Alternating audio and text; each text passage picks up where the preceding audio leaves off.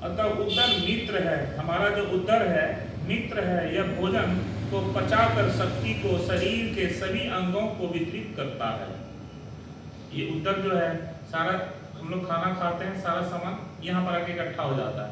इसमें भगवान ने पाचन शक्ति दे दिया है, अग्नि दे दिया है, उपज्वलित अग्नि, वो अग्नि है जो कि खाना को एकदम बिल्कुल ही पचा देता है। उसके बाद जो भी जो जहाँ जरूरत, जिसकी जो चीज़ की जरूरत होता है वो वहाँ भेज देता है। अगर ये अग्नि खराब हो जाता है, इसको क्या करते हैं, फिर हम डॉक्टर पे जाके सही करवाते हैं। वाह गुजरात, वाह ऐसा ही है। तो शिला प्रभुपाद कहते हैं उसी भांति समस्त सृष्टि के केंद्र उत्तर भगवान अथवा कृष्ण है।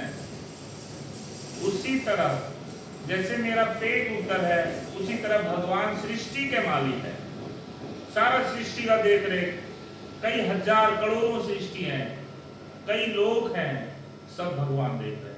सब भगवान ने व्यवस्था बना दी है उसी हिसाब से कि कौन सा लोग कैसे हमें चलाना है, कौन सा कैसे है, बहुत सारे लोग हैं। तो सब भगवान जब एक बार सांस छोड़ते हैं, सारा लोग बाहर चला जाता है, अपने अपने स्थान पे व्यवस्थित हो जाते हैं। जब भगवान एक बार सांस लेते हैं तो सारे लोग, कई करोड़ लोग जो है वो अंदर में उनके पेट में आ जाते हैं। तो फिर जैसे आप वो सांस छोड़ते हैं, जैसे व्यवस्थापक है जो जैसा कर्म के हिसाब से, उसी हिसाब से उनको व्यवस्था कर देते हैं। तो वो भगवान है, हम लोग ऐसा नहीं कर सकते। अब वो देखिए भगवान होके भी, एक बार ब्रह्मा जी क्या हुआ, ब्रह्मा जी धोखे में पड़ गए। जब भगवान गैया चरा रहे थे और उसके साथ में उनके दोस्त थे, सारे दोस्त ग्वाल बाल, उसमें क्या कर रहे थे, एक दूसरे के ऊपर खेल रहे हैं, घूम रहे हैं। तो ब्रह्मा जी संकोच पड़ गए। भगवान को देवी देवता भी नहीं समझ पाते हैं कि भगवान है कौन। वो लीला पुरुषोत्तम है, किसी भी तरह में किसी भी तरह से आनंद ले लेते हैं। वो एक दूसरे के गाल से चाट रहे हैं भगवान के। अब वो एक भक्त था, 7 दिन का कड़ी था, उसकी माँ ने दे दिया, अरे 7 दिन का कड़ी क्या खाओगे, हटाओ रहने दो। लेकिन भगवान वहां पर वृक्ष का कड़ी भी बहुत अनमोल है, और वो देखा गरीब है तो वो पीछे हट रहा था, उसने लिया, सब खा लिया, और जैसे खा के बाद उसने मार दिया मुक्का, निकल गया बाहर, वो चाट लिया भगवान।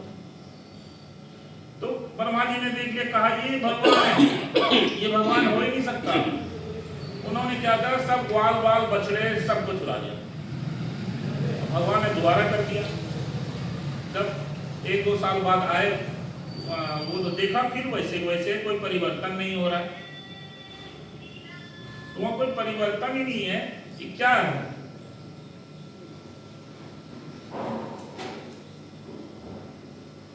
कुछ ज्यादा हो गया। तो वहां पर देखा कि हाँ तो वैसे ही सब व्यवस्था है, गाय दूध दे रही है, आराम से सारा चीज चल रहा है, और गाय तो और ज्यादा दूध देने लग गया, क्योंकि भगवान ही बन गए सब, बछड़ा ग्वाल बाल सारे। जब देखा तो वहां पर तो सारे चीज वहां पर ऐसे ही है।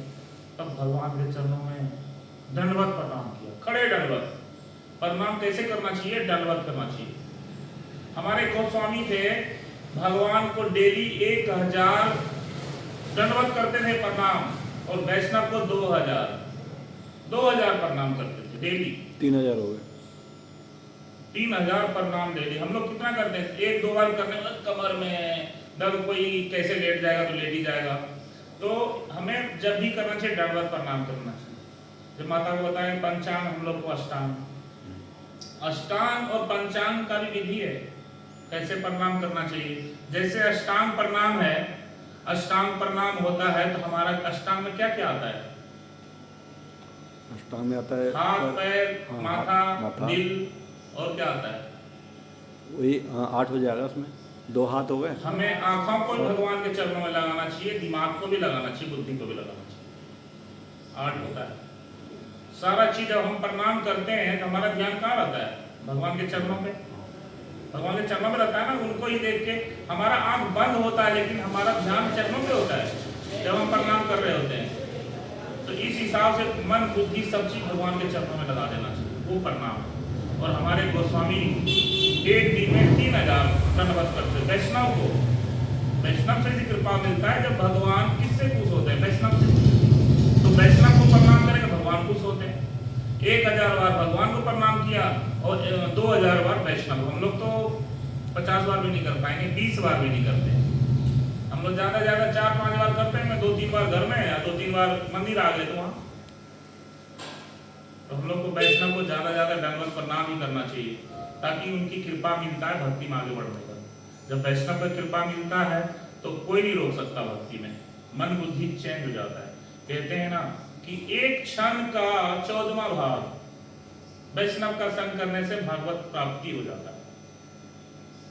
क्योंकि वैष्णव क्या है, चलता फिरता भागवत है। एक ग्रंथ भागवत है, एक चलता फिरता भागवत। क्योंकि जहां भी वैष्णव निकलता है भगवान का ही गुणगान करते हैं, दूसरा कुछ नहीं सुनेंगे उनके मुंह से। भगवान का लीला ही चलता रहता है।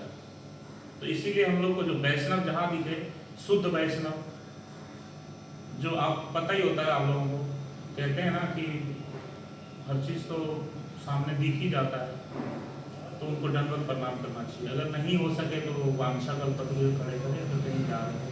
आजकल मंदिरों में क्या करते हैं, कोई जा रहा है, हरे कृष्णा, प्रणाम ही नहीं करते, जानते ही नहीं है। सामने भगवान रहेंगे, आंख बंद कर लेते हैं। हमें खोल के भगवान से बोलना चाहिए, आप बहुत दयावान है, शक्तिवान है, हमें इतना बड़ा किया, हमें इतना सारा सुविधा दिया, हर चीज का गुणगान, थैंक यू इतना करना चाहिए, इतना धन्यवाद भगवान को देना चाहिए कि हम लोग सोच भी नहीं सकते। हम लोग तो सोच से परे है भगवान, हम लोग कुछ कर नहीं सकते। भगवान ने ही स्थापित किया, किसको कहाँ स्थापित करना है, कैसे करना है, भगवान का है। आप सबसे भगवान को बोलिए, भगवान ही सारा कार्य करेंगे और दूसरा कोई नहीं करने वाला है। कोई उल्टा काम भगवान के चरणों में रख दिए, भगवान मैं आज ऐसे किया हूँ, ये हूँ, जैसा भी हूँ, मन तो नहीं लगता भगवान। लेकिन क्या है कि आज मैं आपके चरणों में आया हूँ, किसी तरह से आप स्वीकार कीजिए। अगर हम एक बार भी प्रणाम करते हैं तो वहीं भगवान कहते हैं तथास्तु, जाओ वैकुंठ लोक में तुम्हारा वास है। अगर हम एक बार भी भगवान को दिल से प्रणाम करते हैं, और जितने भी मट्टी लगा होता है माथे पे, उतने 1000 वर्ष तक हम वैकुंठ में रह सकते हैं, भगवान का लीला सुन सकते हैं, अगर हम सच्चे दिल से प्रणाम करें तो। कई आदमी कहते हैं आधा प्रणाम ही करता है, वांछा कल्पतरु ही नहीं बोलते हैं, गेट आने से पहले खटखट करना चाहिए वही नहीं करता, सीधा डायरेक्ट अंदर एंट्री हो जाते हैं। तो हमें वैष्णव को सब चीज सीखना चाहिए, वैष्णव सदाचार से सब चीज सीखना चाहिए, उसमें सब लिखा हुआ है। हमें कैसे आरती करना चाहिए, कैसे वैष्णव के साथ हमें रहना चाहिए, कैसे बैठना चाहिए, कैसे उठना चाहिए। कभी भी एक दूसरे, जब वैष्णव आपस में बैठे हैं ना, तो भगवान की चर्चा चलनी चाहिए, एक नहीं घर घर की कहानी। ये घर घर की कहानी बहुत पुरानी हो गई, कथा बंद हो चुकी।